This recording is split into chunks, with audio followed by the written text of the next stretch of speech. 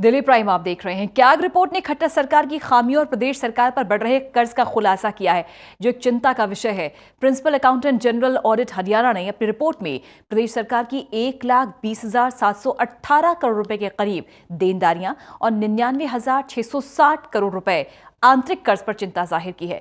CAG report में हरियाणा सरकार के किन किन विभागों में खामियों को उजागर किया गया है, इस बारे में खास बातचीत की हमारे सहयोगी अनिल कुमार ने principal accountant general Mahua Pal से। आज principal accountant general audit Haryana ने कैग रिपोर्ट जारी की है। इस रिपोर्ट में कहां-कहां खामियां पाई गई हैं, इस बारे में विस्तार से बातचीत करते हैं principal accountant general Mahua Pal से।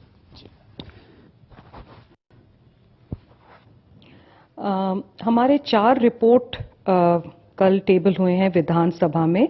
ये 4 रिपोर्ट हैं state finance report, report on public sector undertakings, report on the revenue sector, and report on social, economic and general sectors. तो मैं कुछ highlights इन रिपोर्ट से आपके सामने मैं रखती हूँ। State finance report basically state के फाइनेंशियल हेल्थ के बारे में बहुत सारे आंकड़े देते हैं। जो मैटर ऑफ कंसर्न है वो है rising revenue and fiscal deficit and rising expenditure levels of the state government. Internal debt भी इनका बहुत बढ़ता जा रहा है और ये एक चिंता का विषय है। तो मैं आपके माध्यम से स्टेट गवर्नमेंट को और अपने रिपोर्ट के माध्यम से भी स्टेट गवर्नमेंट को थोड़ा सा चेतावनी देना चाहूँगी कि इंटरनल डेट और फिस्कल डेफिसिट पे थोड़ा सा ध्यान दें। हमारे जो social, economic and general sectors हैं, इसमें हम बहुत सारे डिपार्टमेंट्स के बारे में हमने रिव्यू भी किया, परफॉर्मेंस ऑडिट किया और बहुत सारे कंप्लायंस ऑडिट ऑब्जेक्शंस भी हैं। मैं आपको बताना चाहूँगी कि जो परफॉर्मेंस ऑडिट होता है वो कुछ डिपार्टमेंट्स का comprehensive appraisal over a 5 year period हम करते हैं, और जो कंप्लायंस ऑडिट पैराज होते हैं वो इंडिविजुअल ट्रांजैक्शंस पे हम कमेंट करते हैं।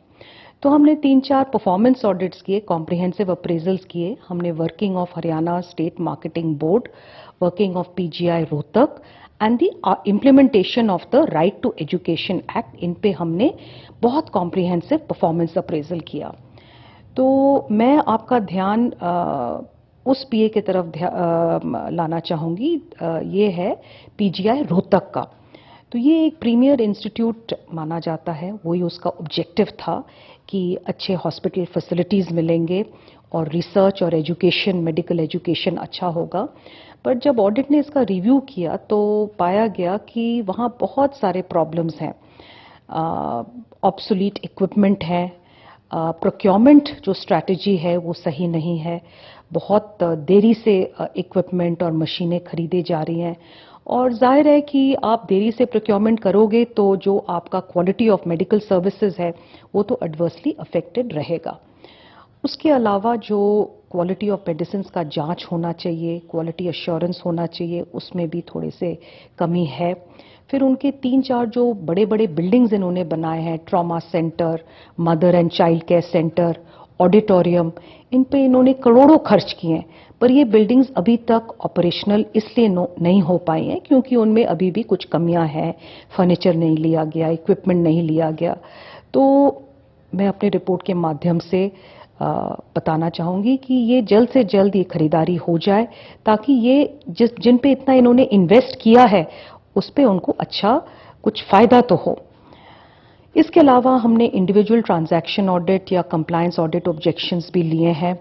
वर्क्स, PWD वर्क्स में हमने कुछ सिस्टम एंड प्रोसीजरल डेफिशिएंसीज पाई, उनका रिकन्सिलिएशन ठीक नहीं है, इंटरनल कंट्रोल्स ठीक नहीं है, जिसके वजह से ओवर पेमेंट्स हो गए हैं। काफ़ी एजेंसीज को उन्होंने ओवर पे किया है और ऑडिट के पॉइंट आउट करने के बाद ही वो रिकवरी इफेक्ट किए हैं।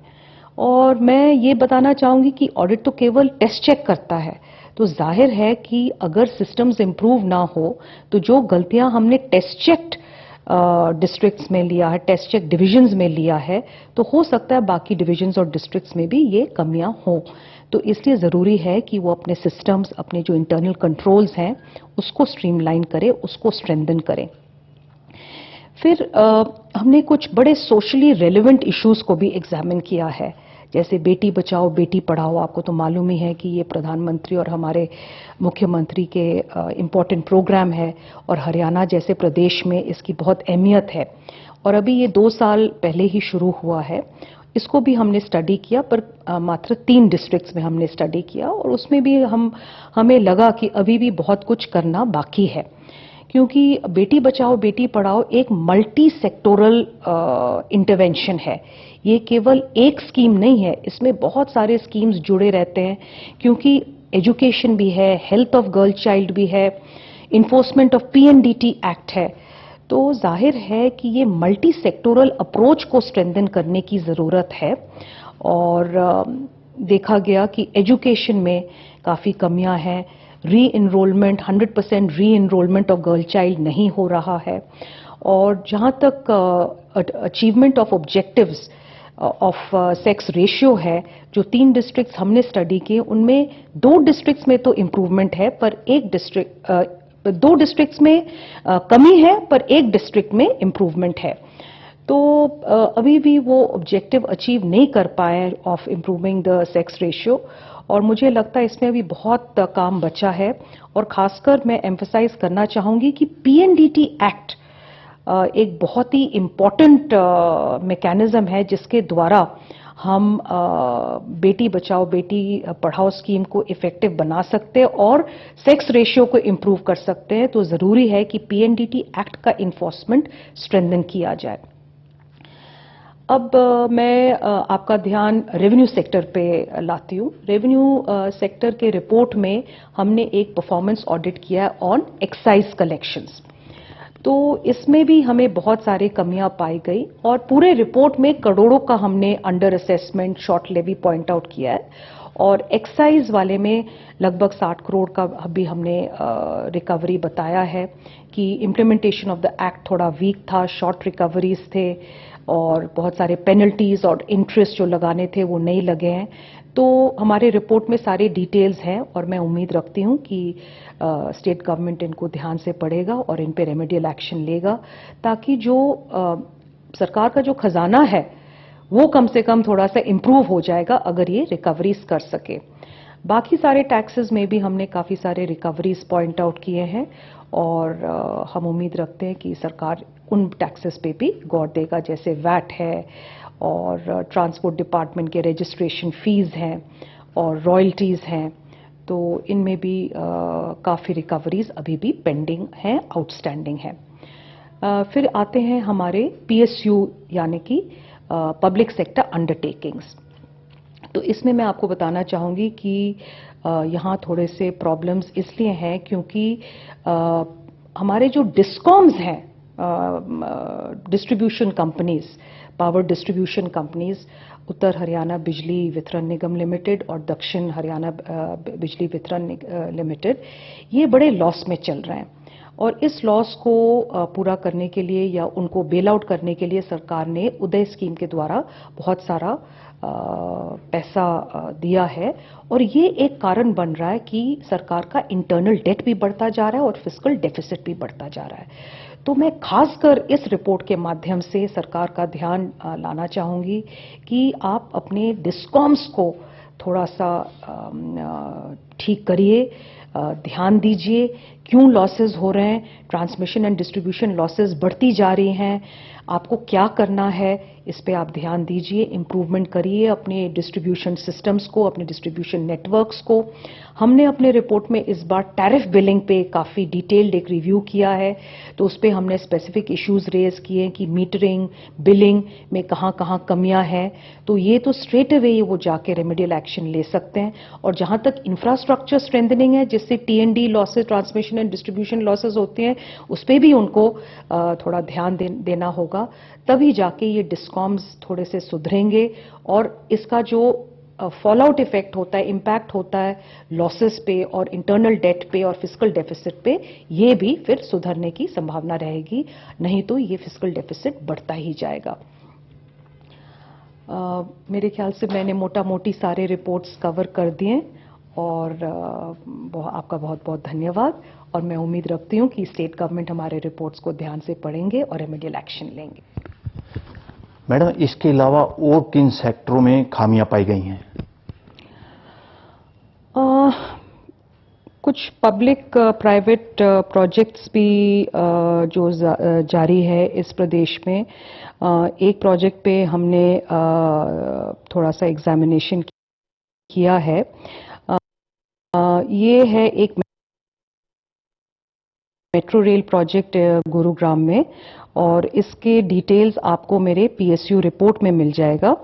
तो इसमें हमने कुछ गलतियां पाई, और जो सबसे इसमें चिंता के विषय है कि सरकार ने ये कह दिया है, या कॉन्ट्रैक्ट में ये लिख दिया है कि अगर वो उस अगर प्राइवेट पार्टनर मेट्रो को ना चला पाए तो उनके जो लायबिलिटीज हैं वो सरकार ले लेगा। तो ये एक चिंता का विषय है, क्योंकि सरकार ने गौर से ये कॉस्टिंग वगैरह देखा भी नहीं है।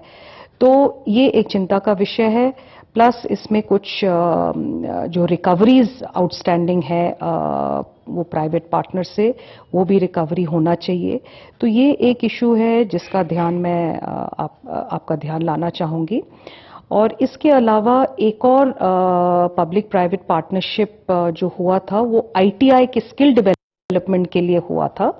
तो सारे आईटीआईज तो हम स्टडी नहीं कर पाए, पर कुछ आईटीआईज में हमने टेस्ट चेक किया, और वहाँ हमने देखा कि करोड़ों के खर्च के बाद भी वो आईटीआईज अपग्रेड नहीं हो पाए, और जो बच्चों को ट्रेड सिखाना था और उनको सेल्फ सफिशिएंट बनाना था, वो अचीव नहीं कर पाए। इसके अलावा एक और इंटरेस्टिंग जो इशू हमने देखा, गुरुग्राम में एक अम्यूजमेंट पार्क सेटअप करना था एक प्राइवेट पार्टी को, और उससे जो रेंट रिकवरी करना है या उससे जो पैसे वसूल करने थे वो ठीक से कंप्यूट नहीं किए गए। रेगुलेशन 9 के तहत उनको करना था और वो हुआ नहीं, इसलिए ऑडिट ने ये अंदाज लगाया कि लगभग 400 करोड़ का नुकसान सरकार को हुआ है। और इसके अलावा जो रेंट उसको पे करना था वो रेंट भी उसने अभी तक नहीं पे किया है। तो ये भी कुछ इंटरेस्टिंग इश्यूज हैं जो आप डिटेल में रिपोर्ट में आपको मिल जाएगा।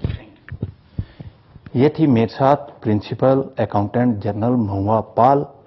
इन्होंने पीजीआई रोहतक, पीडब्ल्यूडी विभाग, रेवेन्यू सेक्टर की कार्यप्रणाली पर सवाल उठाए हैं। इसके साथ साथ इन्होंने प्रदेश पर बढ़ रहे कर्ज पर भी चिंता जताई है। कैमरामैन संजय के साथ अनिल कुमार, टोटल न्यूज, चंडीगढ़। तो क्या रिपोर्ट में हरियाणा सरकार के कई विभागों की खामियां उजागर हुई हैं, जो कि वास्तव में चिंता का विषय